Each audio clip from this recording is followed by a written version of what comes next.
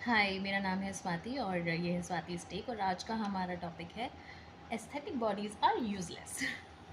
अगर आप उनमें से हो जो बहुत नेचुरली एस्थेटिक बॉडी मेंटेन कर पाते हैं और लाइफ जी पाते हैं, great, this is not for you. ये उन लोगों के लिए है जो एस्थेटिक बॉडी अक्वायर करते हैं या अक्वायर करने के प्रोसेस में हैं या करना चाहते हैं, या अक्वायर करते भी हैं फिर मिस भी कर देते हैं, फिर अक्वायर करते हैं, फिर इस तरह से होता है।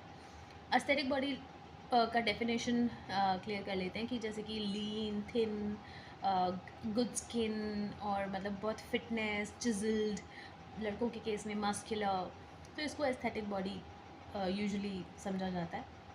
इसके प्रिविलेज भी होते हैं कि अट्रैक्टिव लोगों से कहा जाता है कि लोग बहुत अच्छे से बात करते हैं, अपॉर्चुनिटीज़ मिलती हैं वगैरह वगैरह। बट इसको मेंटेन करने के, एक्वायर करने के कुछ पैरामीटर्स होते हैं जो आपको मैच करने पड़ते हैं, जो कि रेगुलर लाइफ में हर बार हमेशा थ्रू आउट लाइफ पॉसिबल नहीं होते। जिनमें से एक है स्ट्रेस कम रखना।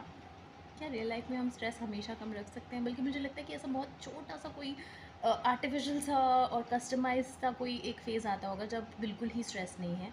Otherwise life is full of surprises, it's full of ups and downs, and cortisol release होना या स्ट्रेस लेना आपकी बॉडी की स्ट्रेंथ होती है उस टाइम पे, क्योंकि आपकी बॉडी आपको सर्वाइव करा रही है। And at that time of course फिर कहीं ना कहीं एस्थेटिक्स पे असर पड़ेगा उसका, लेकिन आप उस प्रॉब्लम को या उस सिचुएशन को डील कर पाओगे because of this cortisol, because of being able to take the stress. Then second is sleep. अब स्लीप क्या लाइफ में थ्रू आउट और ख़ास तौर पे आज के इस वर्किंग एनवायरनमेंट में, आज के इस एक्सपेक्टेशंस के एनवायरनमेंट में, ख़ास तौर पे अगर आप मदर हो, प्रेगनेंसी से गो थ्रू कर रहे हो, मदरहुड से गो थ्रू कर रहे हो, पेरेंटहुड से गो थ्रू कर रहे हो, नए बच्चे को संभालना सीख रहे हो, आपका वर्क चैलेंजिंग हो सकता है, आप एम्बिशियस हो, आप दिन रात काम कर रहे हो, कुछ करना चाहते हो लाइफ में, तो स्लीप के साथ भी कहीं ना कहीं आप कॉम्प्रोमाइज़ कर रहे होगे। हमेशा नहीं करना चाहिए, but I am just say कि कभी कभी करना पड़ जाता है, जिसमें कि ऑफ कोर्स एपेटाइट फ्लक्चुएट होगी, तो स्लीप भी कभी कभी फ्लक्चुएट होती है। एट दैट टाइम भी आपकी बॉडी सर्वाइवल मोड में है, तो aesthetics is not the bodies priority. Third, जैसे कि न्यूट्रिशन, आपको कितनी नॉलेज होनी चाहिए न्यूट्रिशन की, एक एक ग्राम आपको कैलकुलेट करके खाना पड़ता है। कहाँ कहाँ लेके जाएंगे आप ये मशीन?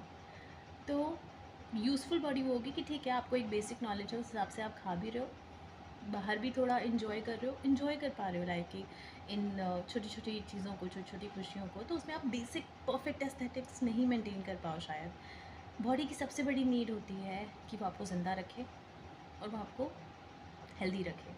तो अगर वो पैरामीटर मीट हो रहे हैं तो आपको अपनी बॉडी को इन्जॉय करना चाहिए, और एस्थेटिक्स साथ साथ आप परस्यू कर सकते हो।